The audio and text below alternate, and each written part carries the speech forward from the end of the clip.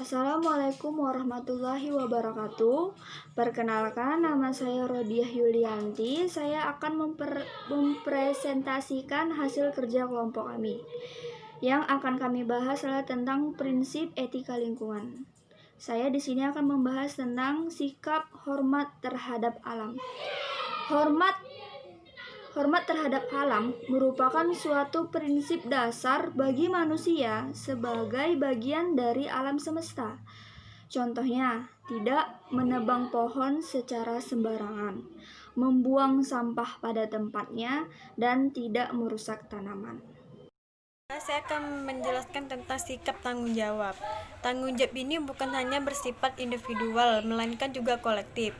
Prinsip tanggung jawab ini menuntut manusia untuk mengambil prakarsa, usaha, kebijakan, dan tindakan secara nyata untuk menjaga alam dengan isinya.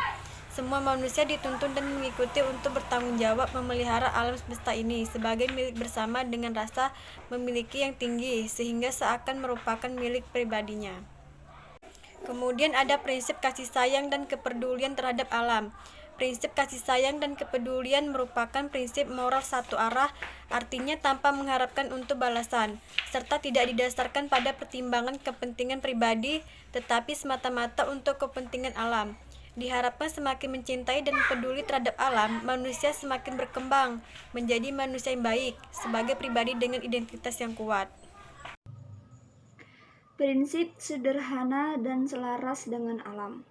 Prinsip ini menekan pada nilai, kualitas, cara hidup, dan bukan kekayaan, sarana, standar material.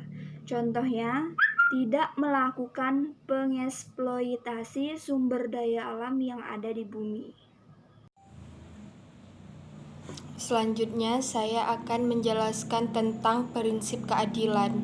Prinsip keadilan ini berbicara tentang akses yang sama bagi semua kelompok atau anggota masyarakat dalam menentukan kebijakan pengelolaan sumber daya alam dan pelestarian alam, dan ikut dalam menikmati sumber daya alam tersebut secara lestari. Contohnya itu adalah dengan melakukan kerja bakti di lingkungan sekitar rumah. Selanjutnya, saya akan menjelaskan tentang prinsip demokrasi.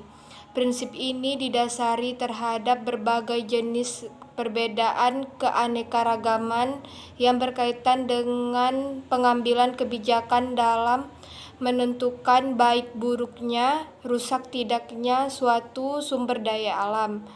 Contohnya itu dengan melakukan kegiatan observasi terhadap lingkungan yang telah rusak. Sekian, terima kasih.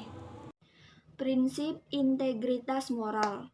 Prinsip ini ditunjukkan oleh pejabat. Misalnya, orang yang diberikan kepercayaan untuk melakukan analisis mengenai dampak lingkungan merupakan orang-orang yang memiliki dedikasi moral yang tinggi, karena diharapkan dapat menggunakan akses kepercayaan yang diberikan dalam melaksanakan tugasnya. Contohnya, memberi sanksi terhadap perusak alam. Sekian presentasi dari kelompok kami. Kami akhiri dengan wabillahi taufiq wal hidayah. Assalamualaikum warahmatullahi wabarakatuh.